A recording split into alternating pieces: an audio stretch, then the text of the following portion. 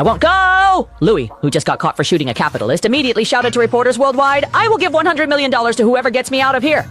These two simple sentences in 100 meters made the SWAT realize the seriousness of the situation. However, because this was a live broadcast, terrorists across the country made a crazed decision upon hearing it.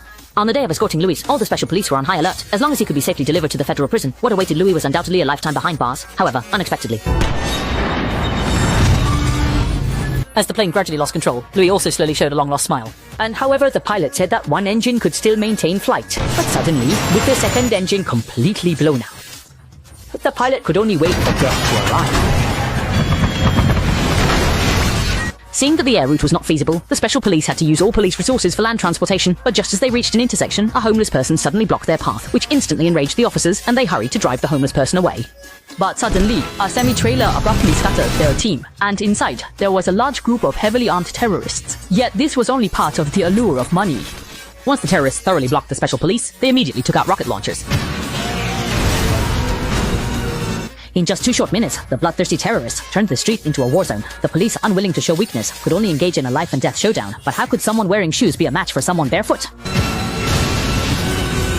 Finally, with their relentless efforts, they managed to reach the vehicle holding Louis. But to their utter surprise, Louis had turned into a fake statue. It turned out the police had pulled a trick. The real Louis was secretly being transported through the passage below them. But during the transfer, Louis asked them if their monthly salary was 3 points. Then Louis raised the reward to $2 billion, and each of the 3 special forces officers could get $66 million. But just as he resisted the huge temptation, the teammate driving suddenly stopped the car and pointed a gun at his head.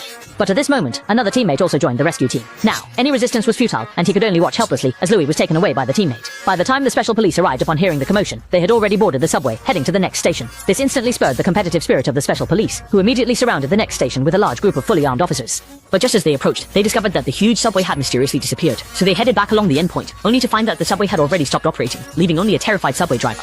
But upon questioning, they found out that the traitor had taken Louis into the sewers, so the SWAT team chased after them, braving unknown risks. However, headquarters discovered that within a 5-kilometer radius, the sewer has multiple exits, and as they went deeper, the communication signal completely disappeared.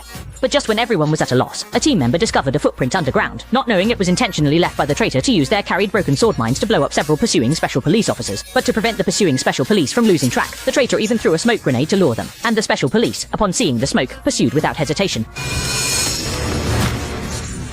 At this moment, the traitor had already reached the sewer exit, then used a huge lock to seal the iron door, and subsequently left with Louis.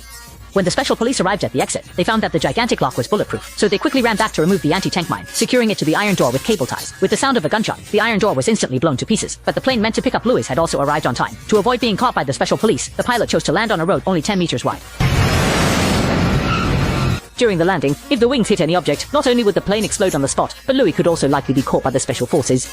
But just at the last moment before they collided, the plane managed to stop without any danger. In the end, Louis boarded the plane waiting for him and successfully escaped this place of trouble with his group.